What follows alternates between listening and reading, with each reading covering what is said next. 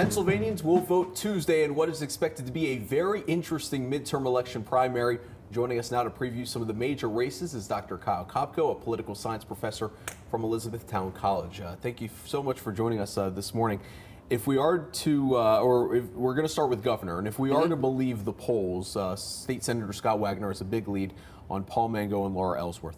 Why has he seemingly had so much of a connection with potential voters? He's been working very hard for over a year now, campaigning. He was the first one out of the gate for the Republican primary, and he's just not stopped. I would dare say he's probably the hardest working candidate right now in Pennsylvania politics. And because that name recognition, because he's been out there for so long, voters are familiar with him. And he's also been a pretty colorful person, to say the least, on the campaign trail. What should we make of someone like Laura Ellsworth, who has spent significantly less on advertising, only $500,000 compared to, which is millions upon millions of dollars less than her opponents, but she picked up major endorsements from the Harrisburg Patriot News and the Philadelphia Inquirer, despite being in third this entire race.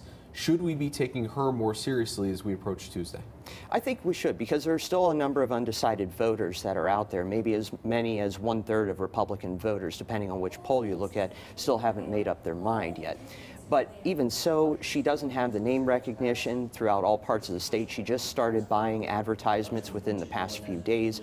So it might be too little too late, despite some of these endorsements. I want to move to the Democrat race for the lieutenant governor. And it's not often we see an incumbent LG face this much, face this much challenge from opponents. But here we have Mike Stack, who some might view as a wounded duck because of the ethics and the behavior investigation. Who is the biggest challenger to his throne? We don't know yet. That's the big question. So we have a crowded field of 5 different candidates running for lieutenant governor. I think there are 3 people to really look at. So obviously Mike Stack, who is running once again. John Fetterman, who is originally from York County, now the mayor of Braddock, Pennsylvania, also was former U.S. Senate candidate, and Nina Ahmad from Philadelphia. Now, one of the reasons why Mike Stack won the primary last time was his connections in the Philadelphia market, because he was a state senator.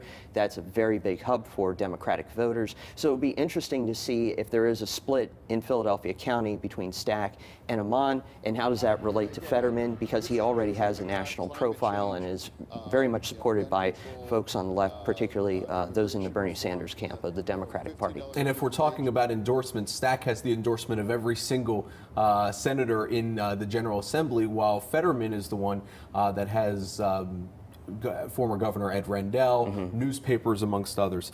U.S. Senate race, 2 Republican candidates looking to replace Bob Casey come November. Congressman Lou Barletta, he is President Trump's choice. And then you have, say, Representative Jim Christiana. How much does the president's endorsement mean in a race like this? For primaries, it can matter for undecided voters, but I would say that the state party's endorsement is probably the bigger indicator. Within Republican politics in Pennsylvania, that matters a great deal. And so I would be shocked if Barletta did not win the primary on Tuesday. What else are you looking for in terms of some of these statewide races on Tuesday?